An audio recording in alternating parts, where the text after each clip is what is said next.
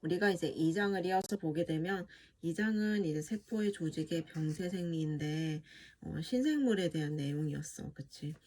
그래서 우리가 종양이라고 하면 이제 세포가 이제 비정상적으로 증식을 해서 덩어리를 형성한 걸 우리가 이제 종양이라고 하는데 우리가 그 양성 종양, 악성 종양 이렇게 구분을 했는데 그 우리 몸의 종양을 구분하기 위해서 이제 이렇게 명명을 해서 사용을 한다고 해. 그래서 이제 그 양성이라고 하면 그 지방이나 또는 뭐 신경세포 등이 이제 과도하게 증식이 돼서 덩어리가 된 것을 양성이라고 하고 악성은 이제 우리가 흔히 알고 있는 암이야. 그렇게 해서 우리가 양성종양이랑 악성종양을 비교했는데 이 양성종양은 이제 서서히 자라고 일정한 크기가 되면은 성장을 멈추는데 악성종양은 이제 신속하게 또 성장을 하면서 또는 성장에 정지가 없이 계속 자라는 거야. 그래서 우리가 그 표에 대해서도 봤었고 그래서 우리가 그 악성종양의 전이 경로가 있었어. 그래서 이제 림프관성 전이, 혈행성 전이, 그리고 직접 파종성 전이가 있었는데 가장 흔한 전이 경로가 이제 림프관성 전이었어. 음. 그래서 우리 그 상피 조직의 신생물은 보통 일반적으로 림프관 또는 림프계통을 통해서 우리가 확산이 돼. 그리고 그 혈행성 전이는 이제 그 악성 종양 세포가 그 원발소에서 멀리 떨어진 장기나 조직으로 운반이 되기 때문에 수술적 적출이 불가능해. 그래서 그 혈류 전이의 흔한 장소가 간, 허파, 뇌였는데 이 불행하게도 이제 만약에 이곳에서 처음 발견이 되었다면 이게 이미 전이가 된 암일 가능성이 높다. 그리고 이제 그 직접 파종성 전이는 이제 몸통 안의 표면과 점막 표면에 종자를 뿌려 놓은 듯이 확산하는 경우를 이제 직접 파종성 전이라고 한다. 그래서 우리가 종양의 진단이랑 뭐 분류 이런 것들이 있었는데 여기서도 물론 다 봐야 하지만 여기서도 많이 나왔던 단어가 있지. 호지킨이랑 비호지킨이랑 그래서 이제 림프절의 종착을 초래하는 대표적인 질환이 호지킨 림프종이다. 그래서 발생 원인은 아직까지 명확하지가 않고 특징적인 세포는 올빼미 눈 모양의 리드 스텐버그 세포와 귀신 눈 모양의 호지킨 세포이다. 그래서 진행 양식은 인접 림프절 영역으로 차례로 진행되어진다.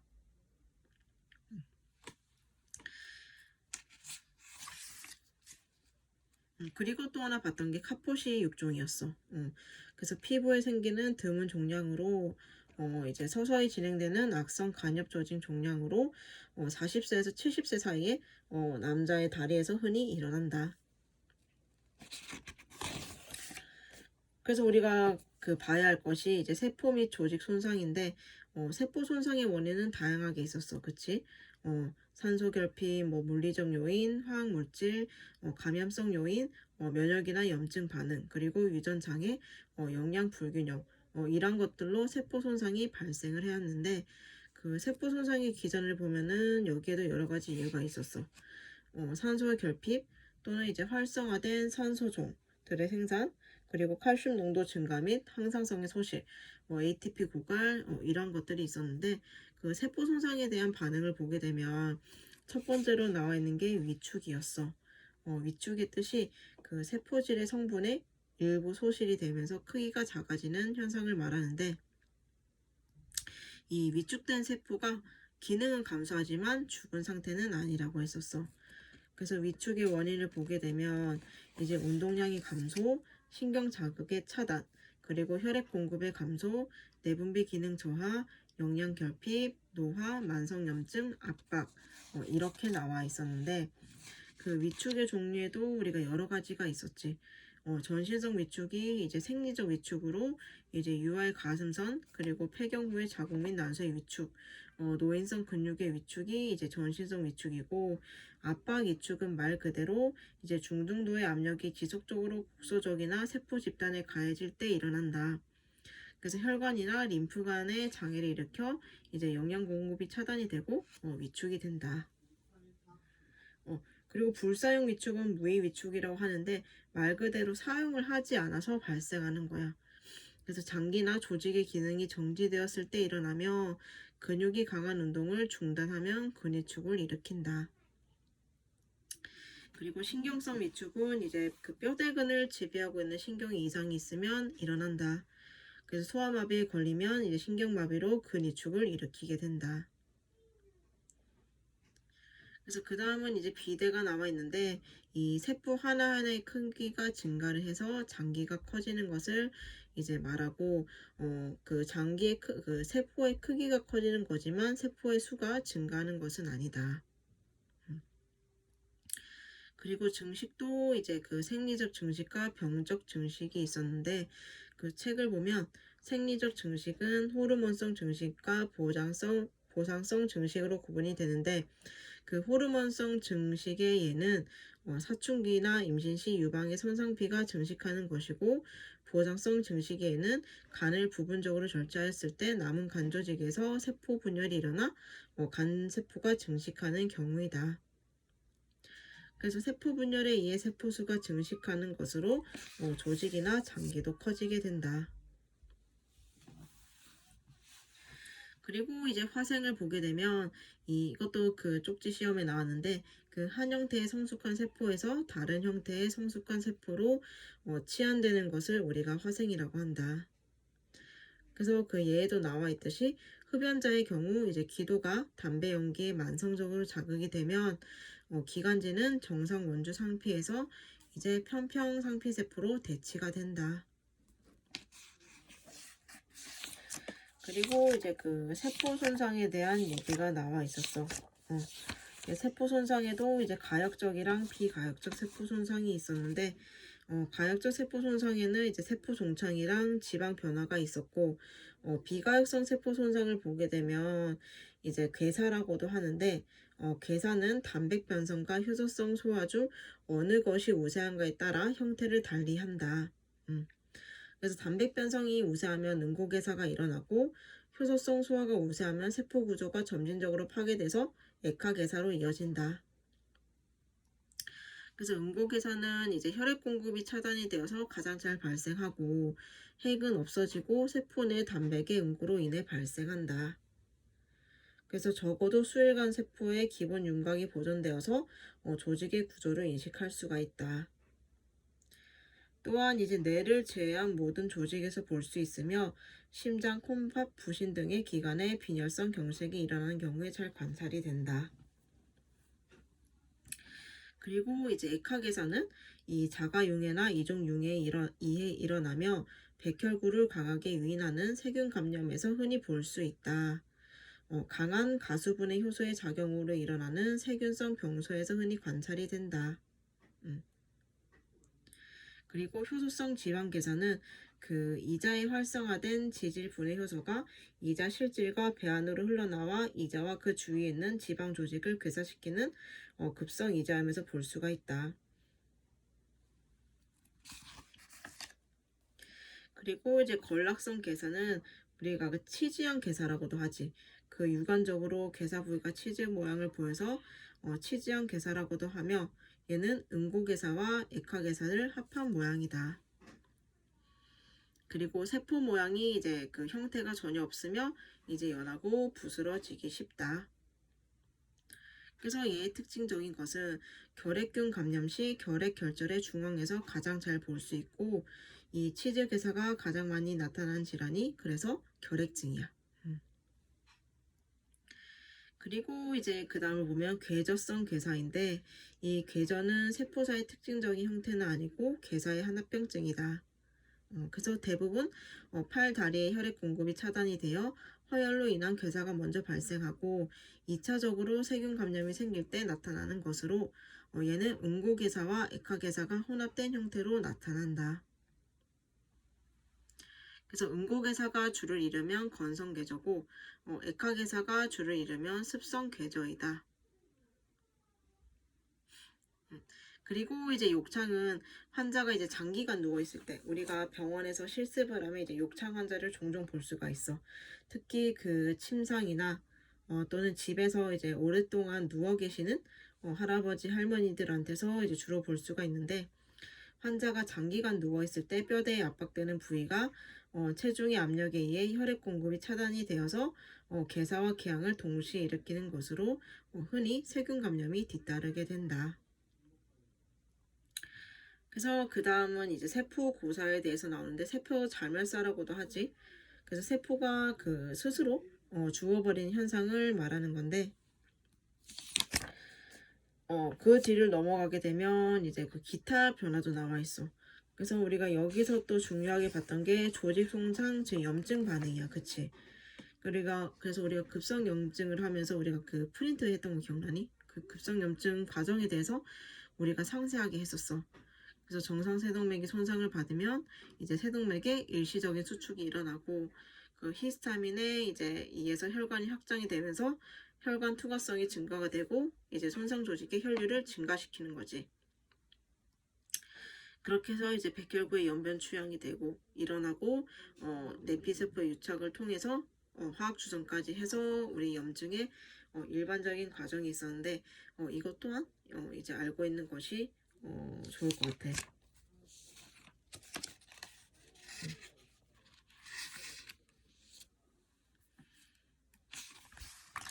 그래서 염증의 종류도 있었고, 우리가 그 경과에 따라서 급성 염증인지 만성 염증인지도 있었는데, 그 책에 보면은 급성 염증은 이제 손상 인자에 대해서 즉시 조기에 반응하는 생체 반응이다. 그래서 이제 혈관 내경의 변화와 혈류량의 증가, 미세혈관의 구조 변화와 혈장 단백 및 백혈구 참출된 백혈구의 이동 및 손상 부소에서의 백혈구 축적 등이 급성염증을 구성하는 중요한 요소이다. 그래서 이 급성염증이라고 하면 이 반응이 갑자기 시작이 돼서 수일 내지 수주간 지속이 된다. 그래서 증상을 보게 되면 발열, 식욕 감퇴, 세압감 등이 나타나며, 이제 국소 증상은 발열과 발적, 부종, 동통 및 기능 상실이 특징이고, 이 현미경적 소견으로는 혈관성 변화와 삼출물 형성이 주작용이다.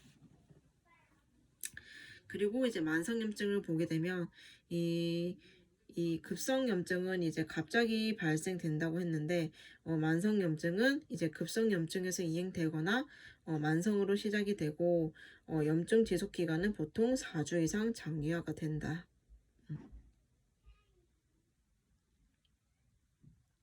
그리고 이 둘의 중간이 아급성 염증이다. 그래서 우리가 염증에 의한 증상은 수도 없이 아마 들었을 거야. 발적 발열, 종창 통통, 기능 상실 이 있었고, 그 뒤에 보면 이제 치유가 나와 있어. 치유도 간단히 보면 이제 우리가 1차 유압이랑 2차 유압이 있었지. 그래서 우리가 1차 유압을 보면 이제 조직 손상이 적고 감염이 없으며 봉합에 의해 창상면이 밀착되기 때문에 유가조직 형성이 적은 거고, 2차 유압은 이제 그 봉합되지 않았거나 감염된 상처, 그리고 궤양, 창상부가 크고 결손이 많은 창상에서 일어난다. 그래서 이제 다량의 유가 조직이 형성이 되어 창상 부위를 채우고, 반응은 크게 남으며 이제 피부 부속 기관이 땀샘, 피지샘, 털집 등이 상실이 된다. 그래서 이제 1차 치유와의 차이점을 보면 조직 결손 부위에는 제거되어야 할 괴사산물, 삼출물 및 섬유소가 많이 존재하므로 이제 그 염증 반응이 더 심하고 2차 염증에 의한 손상이 일어날 가능성이 크다. 그리고 이제 우리가 그 상처가 치유됨에 있어서 나쁜 영향을 미치는 인자도 있었고, 그 재생을 보게 되면 그 첫 번째 보면 손상된 조직이 동일한 세포에 의해 대치되는 것을 우리가 재생이라고 한다. 그래서 이때는 손상된 흔적이 없이 정상 기능을 회복하게 되고, 이 우리 몸에 있는 세포들은 재생 능력에 따라서 이제 불안정 세포, 안정 세포, 영구 세포로 구분이 됐어. 그래서 이 불안정 세포라고 하면 이제 일생 동안 증식함으로써 이제 탈락 또는 사멸된 세포를 채워준 세포들이야. 그리고 안정 세포는 정상에서는 분열을 하지만 이게 자극을 받으면 신속하게 분열을 해서 이제 손상된 조직을 정상으로 회복시키는 기능을 갖고 있는 세포야. 그리고 영구세포는 이제 한번 손상받으면 영원히 회복할 수 없는, 재생할 수 없는 세포들을 말하는데, 여기에 해당되는 게 이제 신경세포, 뼈대근, 그리고 심근세포들이 이제 영구세포이다. 그래서 이제 결손된 영구세포는 이제 섬유조직이나 교세포와 같은 지주조직의 증식으로 수복됨으로 반응을 남기게 된다.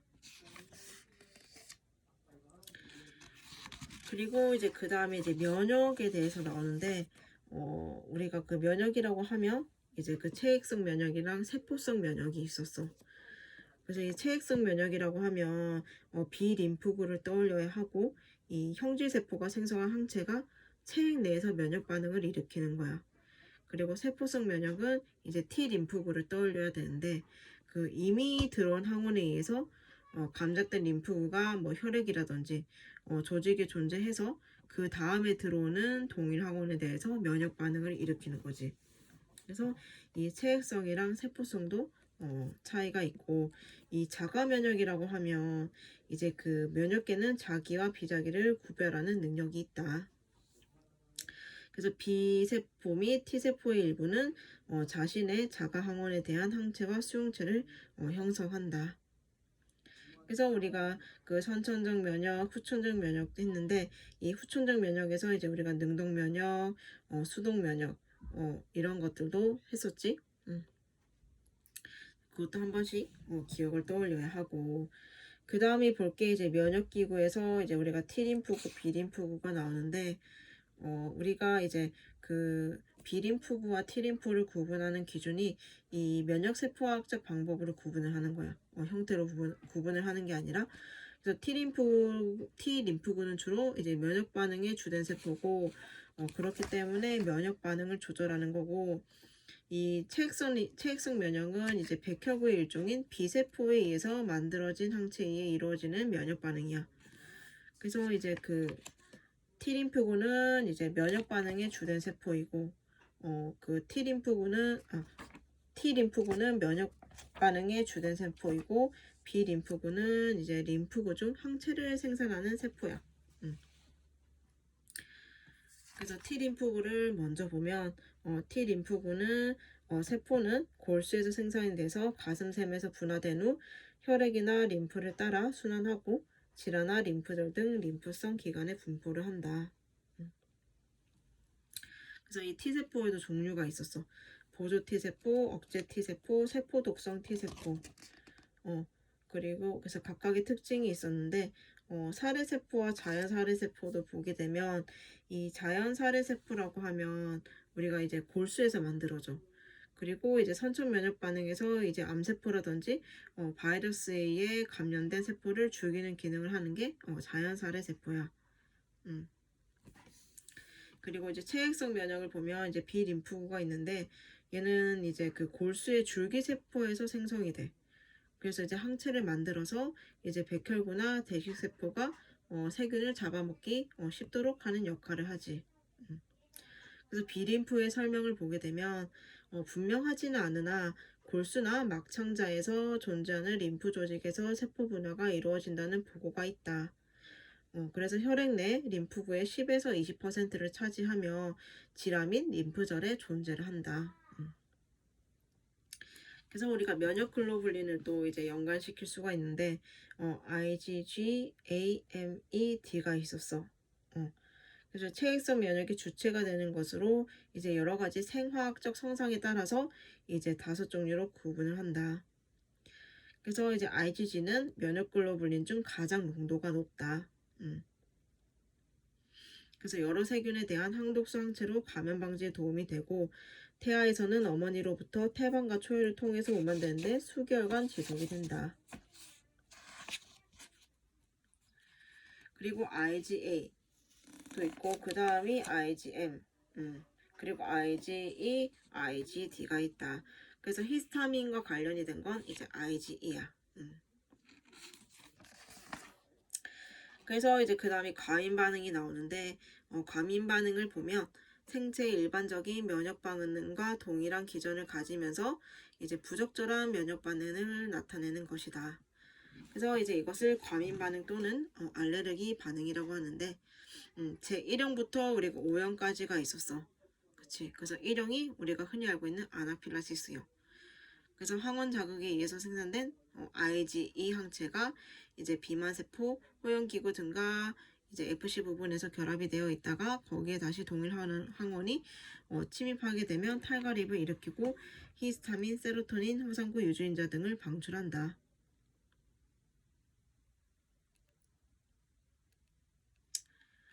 그래서 이제 꽃가루, 먼지, 진드기, 동물의 털, 식물 등에 의해 과민 반응을 일으키는데 이러한 항원을 알레젠 이라 하고 그때 항체인 IgE를 레아진이라고 한다.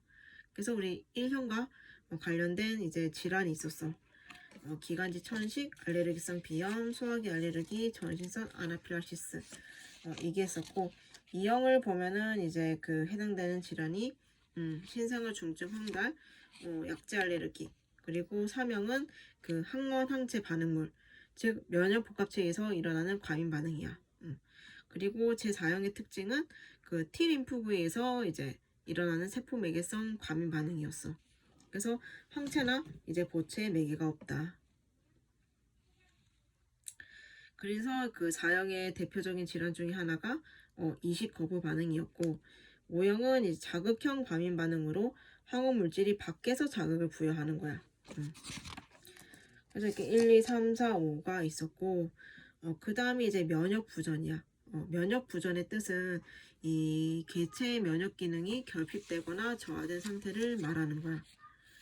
그래서 이제 그 세포성 면역 부전, 체액성 면역 부전, 복합형 면역 부전 이렇게 나뉠 수가 있었는데 세포성 면역 부전에는 이제 그 디저지 증후군 이게 그 초기 태아 발생 시에 그 22번 염색체의 부분 결손이 발생했을 때 이 질환이 올 수가 있고 그 체액성 면역 부전에는 이제 브루톤형 이제 무감마 글로불린 혈증이 여기에 속하고 복합형에는 이제 그 중증 이제 복합형 면역 부전증 그래서 위스포트 알드릭 이러한 이제 그 질환들이 있다.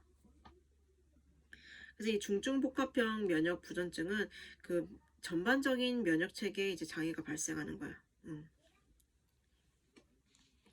그리고 이제 이식 거부 반응을 보면 이제 수용자의 세포가 공여자의 조직을 비자기 성분으로 인식하게 되어 수용자의 면역 기전이 작동되어 공여자의 조직을 파괴하게 되는데 이러한 반응을 이식 거부 반응이라고 한다. 그래서 내가 만약에 다른 사람의 이제 간을 이식을 받았는데 내 몸에 있는 이제 그 조직이 그 다른 사람의 들어온 간에 있는 간 조직을 내 것이 아닌 것으로 인식을 하게 되는 거지. 그렇게 해서 이제 그 공격을 하게 되는 거야. 그래서 이게 이식 거부 반응이다. 그래서 이제 거부 반응에 관여하는 기전에는 T세포 매개 반응이 있다. 뜻이 다 비슷하지만 또 헷갈릴 수가 있어.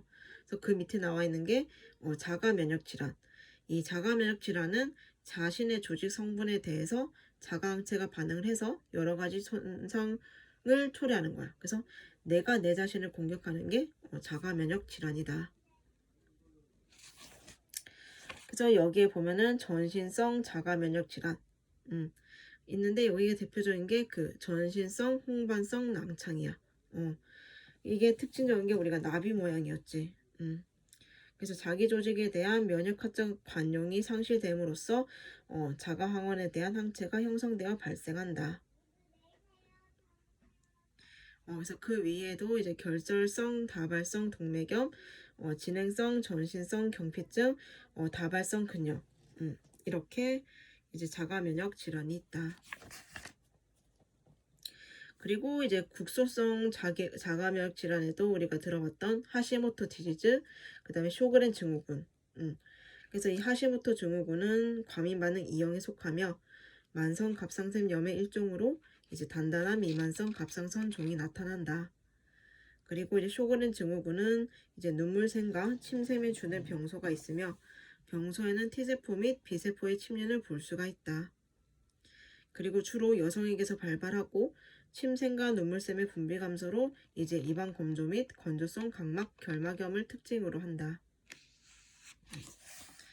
그리고 이제 우리가 마지막으로 이제 HIV 면역결핍 증후군이 있는데 그 면역 기전의 이상으로 초래되는 모든 질환으로 병인에 따라 유전적 원인에 의해 나타나는 1차성 질환과 후천적으로 발생되는 2차성이 있다. 그래서 이제 2차성 면역결핍 증후군을 일으키는 원인에는 감염, 영양 부족, 노화 이런 것들이 있고 면역결핍을 일으키는 세포에 따라 T세포 결핍증, B세포 결핍증, 대식구 결핍증으로 나뉠 수가 있다. 그래서 우리가 여기서 했던 게 그 후천성 면역결핍증, 에이즈였는데 전파가 이제 그 환자의 혈액, 정액, 질, 분비물 등이지만 눈물, 침, 모유, 소변, 척수액 등의 림프세포에도 감염이 된다. 그래서 이제 우리가 에이즈의 전형적인 증상 그리고 잘 걸릴 수 있는 이제 집단까지 우리가 같이 봤었어. 그래서 이제 이 정도 우리가 이제 크게 이제 살펴보았고 과제는 이제 또 과제란에 올려놓을 테니까 이 또 다음 영상에서 마저 이제 3장부터 우리가 다시 크게 짚으면서 보도록 할게.